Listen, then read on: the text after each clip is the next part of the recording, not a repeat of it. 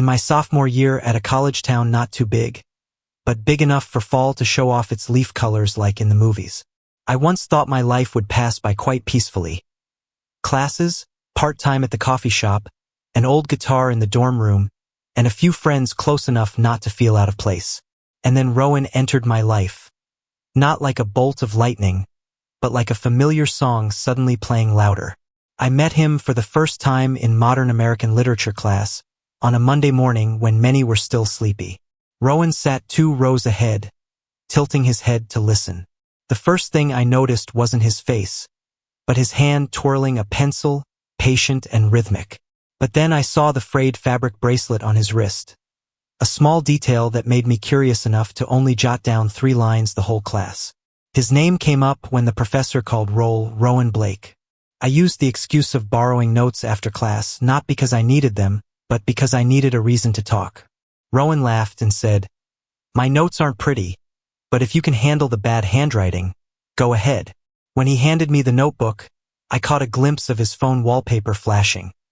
A photo of him and a blonde girl smiling brightly. He had his arm around her, natural and intimate. I knew right away he was dating. That thought tightened my chest, even though at the time I didn't dare name what I felt for Rowan. I just knew I wanted to hear him say one more sentence, wanted to stand next to him a little longer. But that photo was like an invisible line. I nodded politely, returned the notebook, and thanked him like a proper classmate. 3 days later, I discovered Rowan worked the same evening shift at the coffee shop where I worked. He was in a black apron, hair tied back, fumbling with the espresso machine. When I clocked in, he looked up, recognized me, and that smile returned, close enough that I could hear my heart skip a beat. "Oh, Cole, we meet again," Rowan said. We quickly became a good team behind the counter. I teased him about his bad handwriting. He teased me back for being clumsy with the milk frother.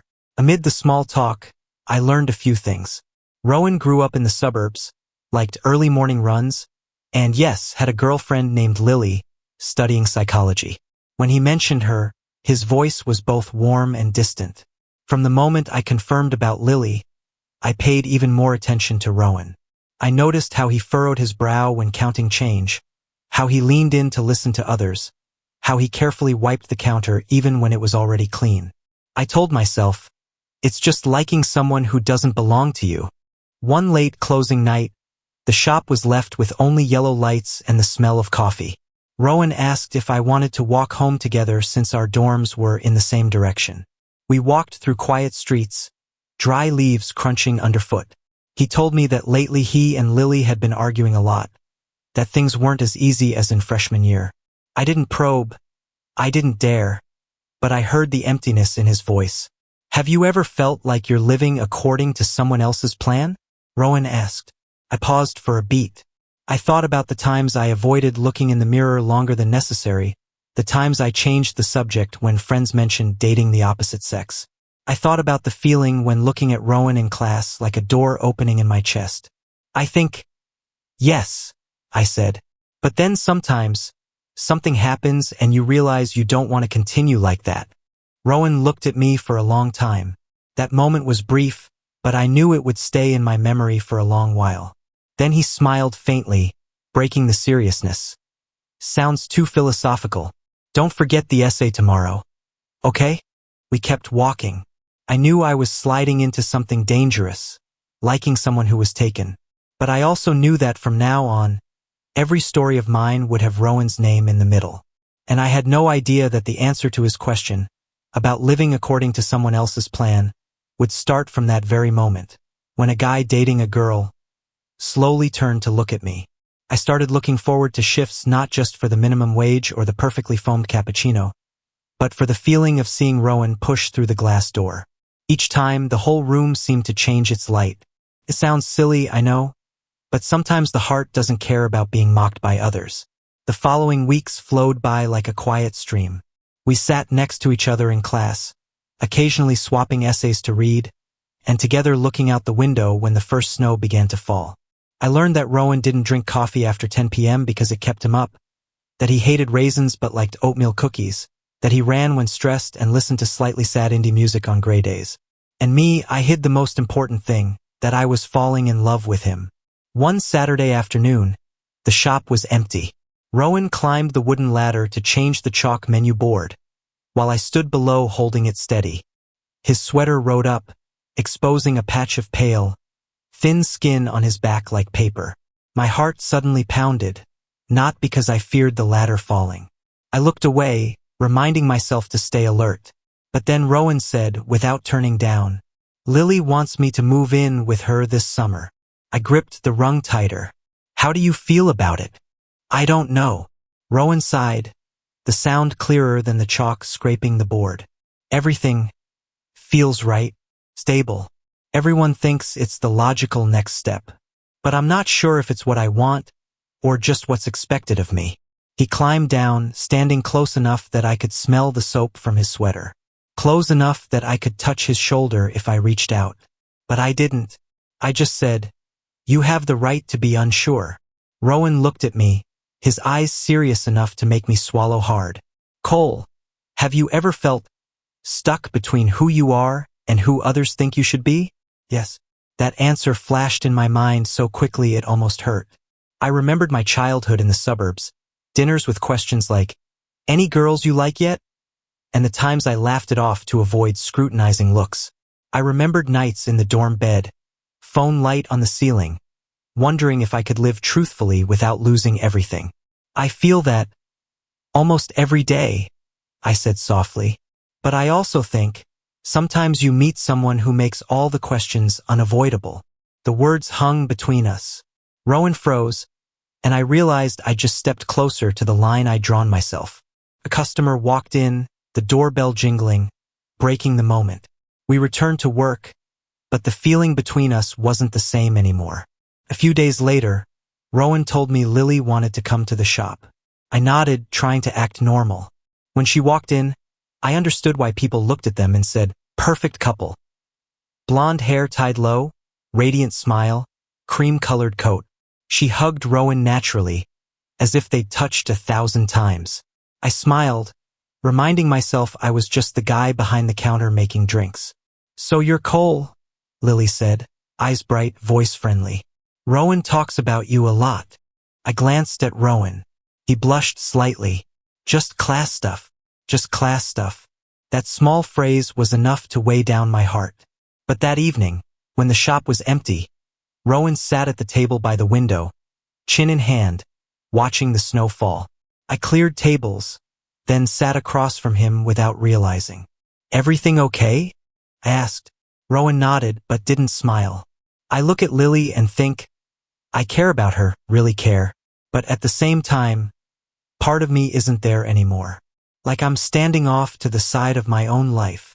He was silent for a moment, then said slowly, "And the worst part is, I've started thinking about someone else too much."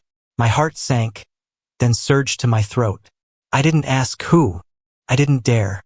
But his eyes met mine, lingering longer than usual, enough for the question to have an answer without words. That night, we walked home the usual way. The cold wind turned breaths into small clouds. At the fork where our paths split, Rowan suddenly stopped. He said, "Thanks for listening. Not everyone makes it easy for me to open up like that." I smiled, trying to lighten things. "I charge for that." Rowan laughed, then fell silent. He stepped closer to me a little. The distance was only a few handspans, then one, then just the thin warmth between two thick coats. Nothing happened, no hug, no boundary broken. Just closeness enough to make my heart echo in my chest. "Good night, Cole," he said, his voice lowering, blending with the wind. I stood watching Rowan walk away, his shadow stretching on the wet road. I realized I'd gone too far to turn back, even though nothing specific had happened. A guy dating a girl had started thinking about me, and I'd been thinking about him for a long time. I didn't know where this would lead us, but I knew one thing for sure. From that moment, I was no longer just a side character in Rowan's life story. I was right in the middle of it. After the short winter break, school returned to its familiar rhythm. Hallways full of thick coats, wet shoe sounds from melting snow, and steaming paper cups. But amid all that familiarity, one thing had changed. The invisible distance between me and Rowan was no longer a clear, straight line. It became blurry and soft, like morning fog, both close and untouchable. We started studying together more. At first for literature class, then gradually without any specific reason. One evening, we claimed a corner in the library. Books open in front, but conversations drifting elsewhere. Rowan told me about the first time he left his hometown, feeling like he was crossing a line, even if it was just going to college. I told him about the old guitar my dad left me, the one I never dared bring home because I feared questions about why the songs I wrote were always for someone without a specific gender. "So you write music too?" Rowan asked, eyes lighting up. "I just mess around. Could I hear it someday?" I laughed, hiding the embarrassment running down my spine. "Only if you promise not to laugh," together, and wished my heart was simpler than this. Then one Friday evening, Rowan texted, "You free?" Just 3 words, but I put on my coat before even replying. We met at the lake behind the dorms. The water was dark like a black mirror, reflecting distant lights. Rowan sat on the stone steps, hands clasped. I knew right away something heavy was on his mind. "Lily and I broke up," he said, no beating around the bush. The words weren't thunder. They were like a door already ajar, now fully open. I sat next to him, not touching, not saying empty phrases like, "sorry" or "it'll be okay." I just waited for him to continue. "We tried," Rowan said, eyes on the lake. "She deserves someone who, when with her, I don't have to try to be a different version. And me, I'm not the person she thought anymore." He was silent. A light breeze blew, carrying the smell of cold water and wet leaves. "I don't want anyone to be used," Rowan said softly. "Don't want someone to be an excuse to leave. But honestly, lately I've been thinking about you too much. I don't know how many times my heart beat in those few short seconds." I turned to look at him. Rowan's face wasn't magazine perfect. His eyes were slightly shadowed from lack of sleep, hair messy from wind. But to me, it was the face that silenced all questions. "I don't want to be the reason you get hurt more," I said, voice slightly hoarse. "Or hurt anyone else." "I know," Rowan replied. "But I don't want to pretend anymore." The distance between us then was just a few centimeters of silence. I heard the water lapping the shore, someone laughing far away, even my own heartbeat. Rowan slowly reached out to touch the back of my hand. Not a hasty grasp like in movies, just a light touch, questioning and trembling. I didn't pull away. In that moment, there was no Lily, no family questions, no words like right or normal, just 2 guys by the lake in a college town, trying to be honest with themselves for the first time. We didn't kiss. I think we both understood that some things, just by touching, already changed everything. Rowan squeezed my hand lightly, then let go, as if confirming it wasn't an illusion. "Cole," he said, this time looking straight at me. "I don't know what lies ahead. I'm scared too. But I want to step toward the side with you." I laughed softly, not because it was funny, but because if I didn't, I might cry. "I've been on that side for a long time." Rowan exhaled, like releasing an invisible burden. We stood up, walking up the slope to the dorms. On the way, neither said more. But the silence wasn't heavy. It was like music fading before the chorus. Not an end, but preparation for something more important coming. That night, lying in bed, I stared at the dim ceiling in the dark and knew I just crossed a major line. The story was no longer, he's dating a girl. Now, the real question was, how would we face the world and ourselves? And somehow, amid all the fear, my heart felt strangely at peace. The days after passed in a fragile rhythm, like a temporary bridge between 2 shores. Rowan's passed with Lily and the unnamed thing between us. We didn't rush. No declarations. No labels. But there were small, silent changes that couldn't be mistaken. Rowan started sitting next to me not just in class but at lunch in the cafeteria, on the department building steps, or at our usual table in the coffee shop. When talking, he unconsciously leaned toward me, as if his body had decided before his mind. I noticed how his hand touched my shoulder when laughing, how his eyes found me first when entering a crowded room. Those small things might have existed before, but now we both dared to look straight at them. That evening by the lake was like an open door, and from then on, the wind started rushing in. One Sunday evening, Rowan said he wanted to come to my room to listen to music. I tidied up hastily, suddenly anxious to the point of amusement over the messy books on the floor. When he arrived, bringing the cold wind smell and faint mint from his scarf, the room suddenly felt smaller in a strangely comfortable way. "I want to hear the song you wrote," Rowan said, sitting on my bed like it was the most normal thing. I held the guitar, strings slightly scratched, and felt like the 16-year-old kid afraid of being caught reading unnamed diary entries. I played a wordless song, the one I'd written on a long night when I hadn't yet understood why I missed someone so much. When the last sound faded, the room was silent for a few long beats. "Cole," Rowan said softly. "That song? Who is it about?" There were many ways to lie. I'd used them for years, avoiding eyes, changing topics, joking it off. But this time I couldn't. I looked straight at him. "You know," I replied. Rowan didn't answer right away. He just stepped closer, sitting across from me on the floor, knees touching. "I'm scared," he admitted. "Not because of what I feel for you. I'm scared of what comes after. Scared of looking back at all those years and asking, who am I really?"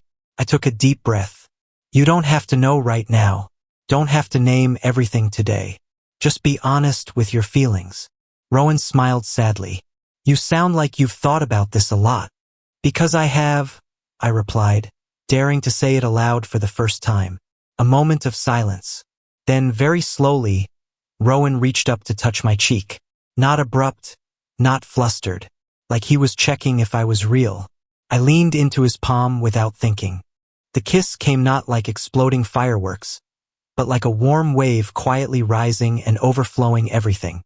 Soft, hesitant, tasting of mint from his breath and trembling from me. I heard the guitar hum lightly from being touched, heard my heart pounding in my ears like drums in the night. When we parted, Rowan smiled. Not the polite smile, not to escape, but a light, weightless smile, like someone who just set down a burden. "I don't know what to call this," he whispered. "For now, don't call it," I said. "Just live in it." We sat close on the floor, leaning against the bed, listening to an indie playlist we both liked. Shoulders touching, hands intertwined. No need for many words. Outside the window, snow fell sparsely. I thought, if anyone asked which moment made me sure my life had turned a different direction, it was this. The small room, soft yellow light, and the peace between two people who'd once been so afraid of themselves. But the world outside the door didn't disappear just because we wanted it to. News of Rowan's breakup spread faster than we thought. Friends asked, some sympathetic, some just curious. Lily avoided me for a while. Then one day she came to the coffee shop as I was clearing tables at the end of shift. She wasn't angry, no yelling. That made it harder to face. "Cole," Lily said, voice strangely calm. "I just want to know. Is it you?" I didn't hide anymore. "Yes," I said. "But it's not just me. It's Rowan's thing. Him needing to face himself." Lily looked down, twisting the thin ring on her finger, then letting go. "I suspected for a long time," she exhaled. "It's just when what you suspect becomes real, it still hurts." "I'm sorry," I said sincerely. "I never wanted to hurt you." She nodded. "I know. Just treat him well. Rowan always thinks of others, sometimes forgetting himself." That sentence choked me up. When Lily left the shop, I realized feelings aren't a win-lose game. No one is completely right or wrong. Just people trying to find a true place for their hearts. That evening, I told Rowan about the conversation. He was silent for a long time, then held my hand. "I want to do right by everyone," he said. "But for the first time, I also want to do right by myself." We stepped outside, the night wind cold but the sky clearer than days before. I thought of what awaited ahead. Questions, looks, moments of doubt. But I also thought of the hand holding mine tightly. And for the first time, the fear was no longer greater than the desire. The following weeks were like walking on thin ice. Breathtakingly beautiful, but each step echoing a tiny crack below. We learned to exist between two worlds. Outside, still two normal college guys with books, group work, and cafe shifts. Inside, a story only we knew every beat of. Rowan became a bit quieter, not sad but thinking a lot. He started jotting small notes in a notebook, not showing me, joking it'd be for my memoir later. But some evenings mid-conversation, he'd suddenly go silent, staring into space, like negotiating with himself. I didn't push. I just sat beside, my silence a reminder he wasn't alone. The first challenge was family. One evening, I got a text. My parents want to visit this weekend. Just one line, but I read it over and over. When we met at the shop, Rowan smiled, but it didn't reach his eyes.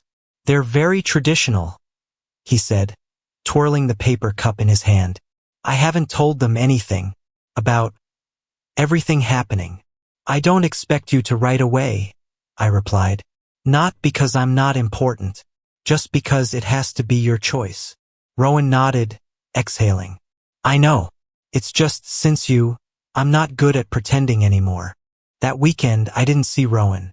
I spent time in my room, trying to focus on an essay but eyes on the clock. Sunday evening, my door knocked twice softly. Rowan stood in the hallway, coat still smelling of wind and gas, yellow light stretching his shadow on the floor. Everything okay? I asked. Yes and no, he said truthfully. I didn't say anything, just dinner, talk about grades, internships. But when Dad asked, any special girl, my throat went empty, and for the first time, I felt like I was lying not just to them, but to myself. He was silent a moment, then looked at me. I didn't say your name, but in my head, the answer was clear. My heart trembled, not from fear, but from the seriousness in his voice. I held Rowan's hand, no grand words. Sometimes simple presence is all one can handle. But newborn happiness is always easily tested. One afternoon right after class, we were caught. Not in anything dramatic, just a hand touch while walking down the department steps.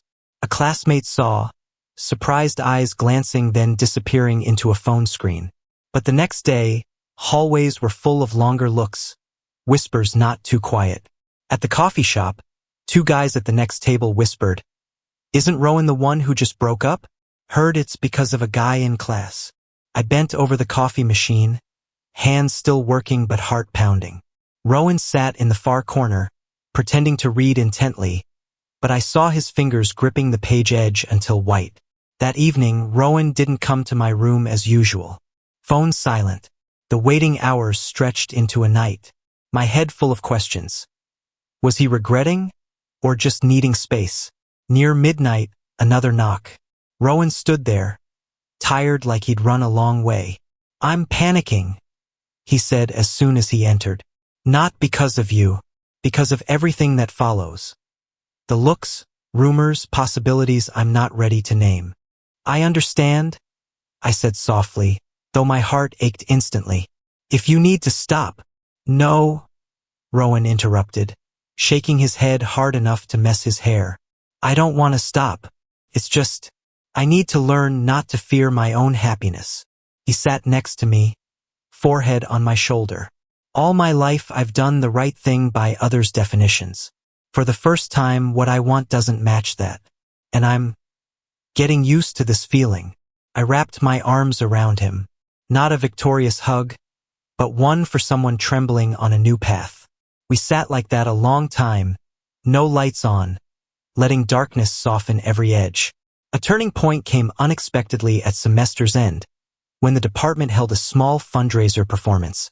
A friend signed me up for the open mic without telling me. When the professor mentioned it, I panicked, but Rowan just smiled. This is your song.